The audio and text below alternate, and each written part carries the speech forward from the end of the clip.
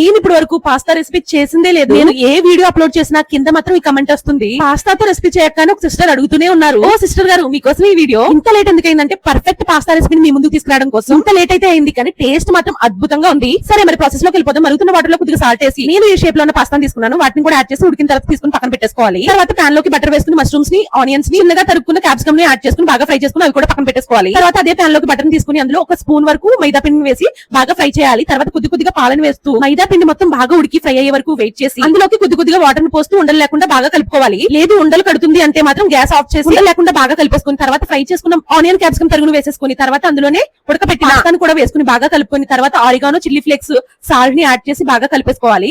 తర్వాత ఇక్కడ నేను స్లైస్ చీజెస్ తీసుకుని ఒక 4 పీసెస్ వరకు దాని మీద వేసి కరిగిన తర్వాత బాగా కలుపుకొని కరెక్ట్ గా ఈ కన్సిస్టెన్సీలో ఉన్నప్పుడు దించేసుకోవాలి. దీన్ని బౌల్ లో సర్వ్ చేసుకుని వేడివేడిగా తింటే ఉంటుందండి. చాలా బాగుంటుంది. ఖచ్చితంగా ట్రై చేయండి. ఇలాంటి వీడియోస్ మీకేం కావాలన్నా కమెంట్ చేయండి, ఖచ్చితంగా చేస్తాను.